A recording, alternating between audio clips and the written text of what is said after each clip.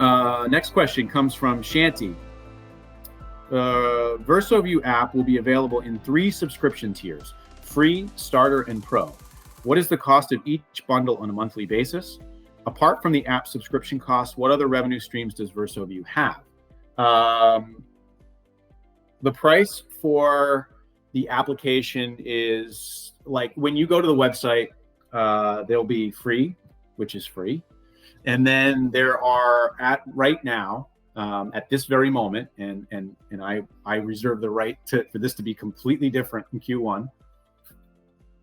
Right now, there are a starter and a pro option, and then like a contact us if you're bigger than that, or you want customization. So like an enterprise option. The enterprise option will be unstated. The price will vary depending on the developer resources, and it will be a negotiation. Much like any enterprise level application, if you use something like Shopify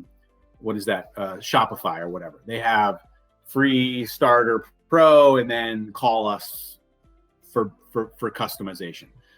So there will be a higher tier than what's stated, but the starter and pro run between $199 and $499. So right now, that's the numbers are in there. I can't give you the exact numbers, but that's where they are. So again, if you're a 7-figure, if you do 7 figures annual revenue, which is a very small company, to be honest with you, $500 a month is legitimately nothing.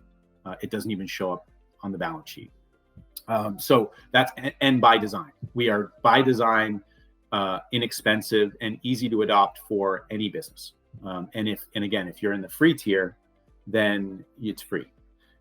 So what other streams of revenue?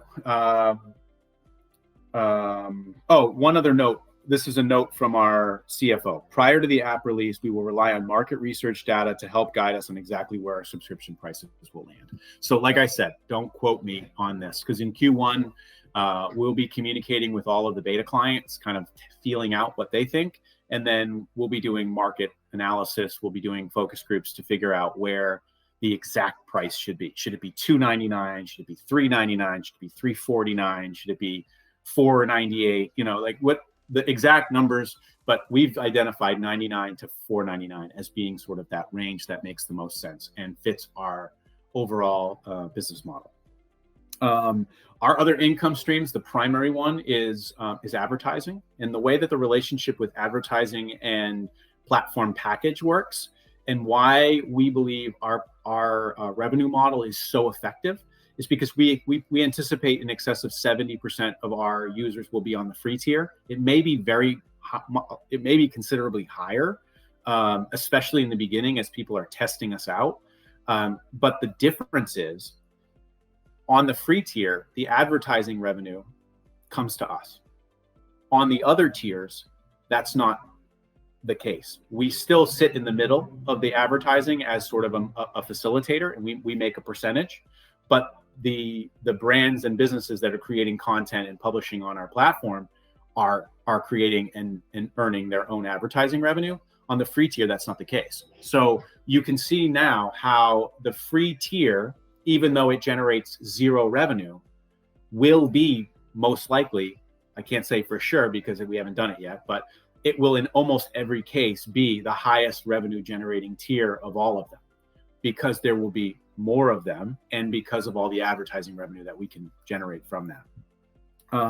And then the final bit, we have a large number of small opportunities to earn revenue all throughout the application. So anywhere where there's a paywall, we do our best to avoid paywalls just because of the user experience, but that's simply not the case. There are paid for applications. Magazines have subscription costs, and those are all facilitated with the by VersoView. So, and that's up to the publisher on how they handle that.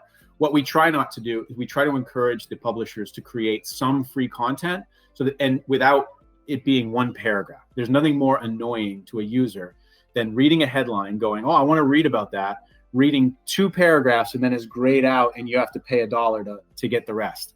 So we encourage, again, we can't control it, it's up to them, but we encourage the paid for publications to create free content that users can preview the full free content and then make a decision about whether they want more from that publisher.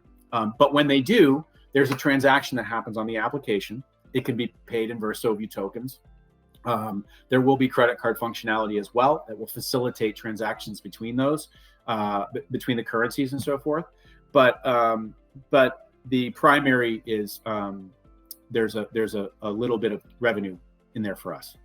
And that happens anywhere that transactions take place on the application. So if syndication happens or subscription happens, or like purchasing of photographs or content sales happening on the application, we get a cut. So you can see that there's lots of ways that we're getting little teeny bits through microtransactions on a very large scale.